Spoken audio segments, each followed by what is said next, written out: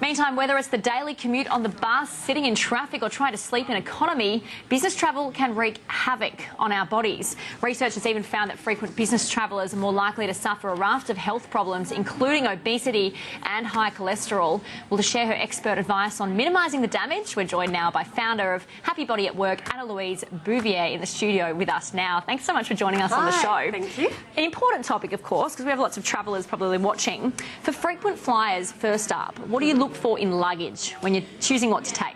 Oh, well, it's interesting. I was flying yesterday and I thought it was really interesting when you look at the magazines, you know, it's all about how light you can make your luggage, and that's certainly a really big part of it. It's about weight. It's really interesting. The more I travel now, I kind of practically weigh every single thing that I've got.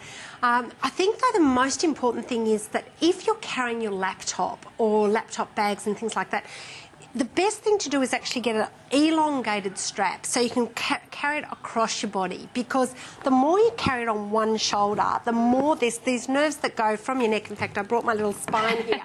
And you can see here, here's the neck and here's all these nerves. So this is the back of your head. Yeah. And as you come down, the weight of a laptop bag on your shoulder over a period of time can really start to make your hands go numb. You can start to get neck pain, back pain. So I see a lot of my frequent flyers who get enormous amounts of problems with their neck and back just from carrying laptop bags. This is probably a bad question, but if you're holding your laptop on one and you're evening it out with the other bags on the other shoulder, how does that go down? Disaster, just disaster. It's amazing how many women in particular will buy, will have a travelling bag where they've got their laptop on one and then they've got like quite a thick leather strap. Those leather straps just compress all the nerves down to your neck. So you really want to, as much as possible, like on your carry-on bag, put handbags and bags on top of that and wheel them along rather than using your neck as a coat hanger. And should you alternate hands in what you're Absolutely. wheeling? Absolutely. Yeah. In terms of lifting suitcases? Absolutely. In terms of lifting, the big thing with lifting as well, it's often when you're getting stuff off the carousel that's a real disaster. So as the carousel's coming round, you're kind of looking for it, you lean in, and so what happens is that you end up kind of doing that and then twisting, and that's often where people really end up hurting their So even back. on a one-off move of just lifting it off the carousel? That can be enough to actually put you... I got a phone call from one of my patients once who was a Supreme Court judge.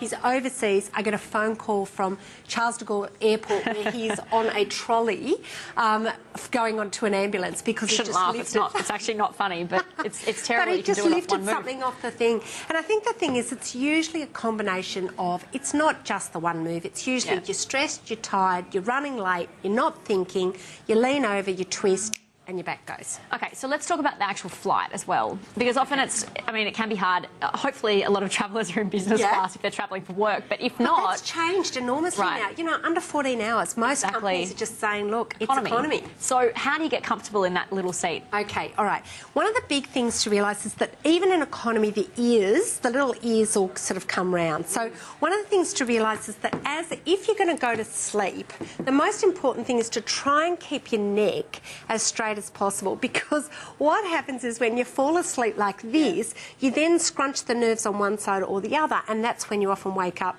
with pain. So the best thing is to bring the ears around and then buy one of those blow-ups, right? Those travel pillows? Fantastic. So if you're falling asleep like this, put the pillow here as well as the ears, and that will hold you really well. Or if you're in a long trip and you really like to sleep sideways, turn the pillow sideways so that actually holds you, and use the pillow that they give you to rest your arms on, because often the reason you can't sleep is because your arms are dragging down. Right. So putting something a little bit bigger on top of your tummy or sideways is really, really comfortable. So utilise anything they give you in economy, basically. Anything they give you, that's right. Roll up your blanket, that's another kind of really good thing.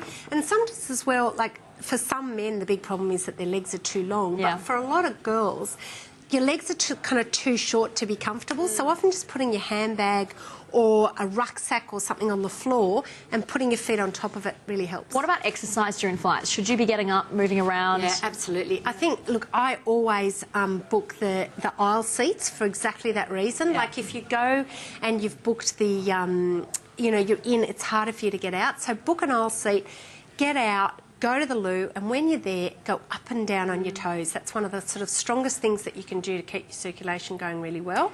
And also, like, just when you're sort of sitting there, roll your shoulders, stretch your hands, like, keep your circulation going as much as you can. What about pre and post flight? Is it important to sort of get exercise pre and post Absolutely. flight? Especially post, like, it's amazing how many times I'll go into transit lounges and, you know, people have come off long flights and they're sitting in the transit lounge.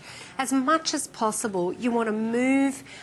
If you can get some kind of exercise in before the flight, you'll often find that you sleep better. So a bit of huff and puff exercise before the flight, but also at the end of the flight, anywhere you get off, if you can just try and do a little bit of walk in fresh air, it makes an enormous difference to how you're feeling. Lots of good advice there. Anna-Louise, thanks so much for joining us. Thank you. Founder there of Happy Body at Work.